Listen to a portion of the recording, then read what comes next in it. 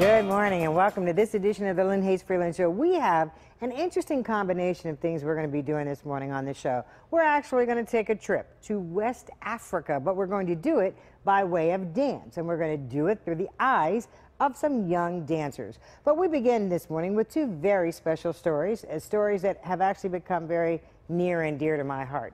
First, an interview that I did about 10 days ago with my friend Darius Chisholm. Now, many of you may have already heard her story. You may know bits and parts of it, but Darius Chisholm, who is a television personality, found herself in the awkward position of being the victim of revenge porn.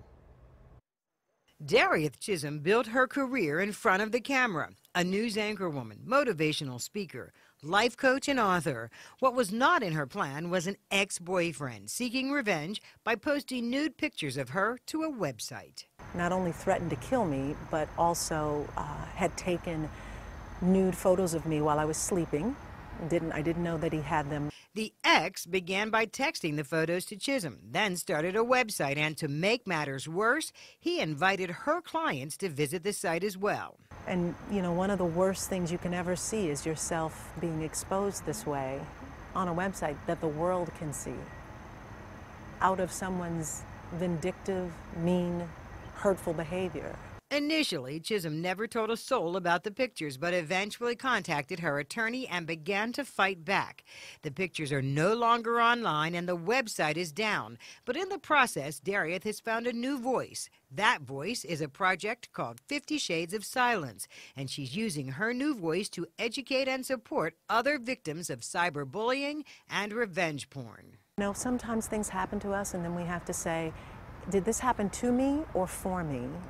And then I'm also reminded that sometimes it is for such a time as this. In addition to the website, 50 Shades of Silence, Chisholm is in production of a documentary of the same name that will tell not only her story, but the story of others who found themselves being bullied or exposed on the internet. It also is about educating other people around where we stand on this issue. We don't have tough enough legislation to protect victims of these crimes.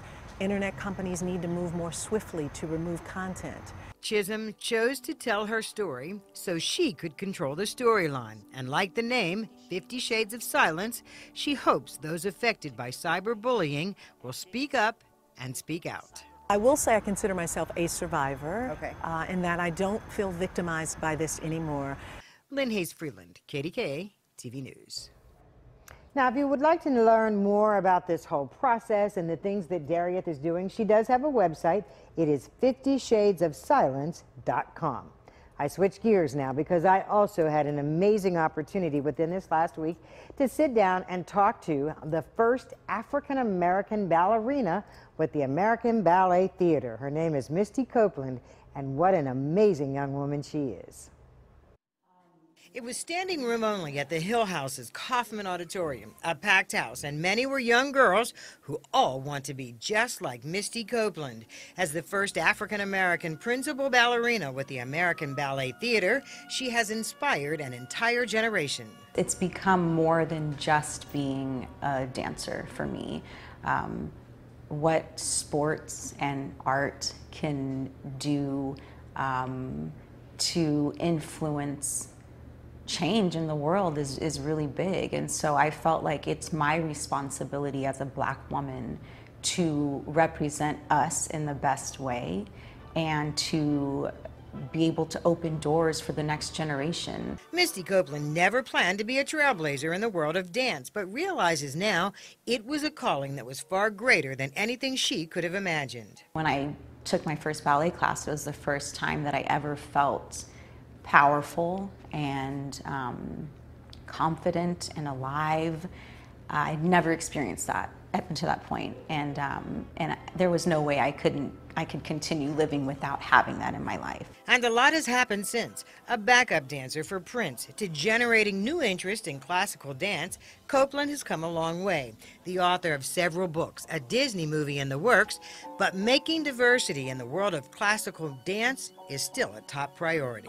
It's important for people to see that I'm like a real person, you know, and to be able to go to different communities and share my story and my experiences. I just think it's important for our youth to have someone that they look up to but know is a real person that can make mistakes and has come from troubled times and has persevered. Copeland works hard to protect what she calls her instrument, her body, in part because she knows little girls are watching and getting messages about their own body images. I'm trying to move away from that concept and idea that all ballerinas have to be stick thin and have blonde hair and white skin. That you can still accomplish that goal of bringing people together in a theater and making them feel what emotions and be healthy. Lynn Hayes Freeland, KDKA TV News.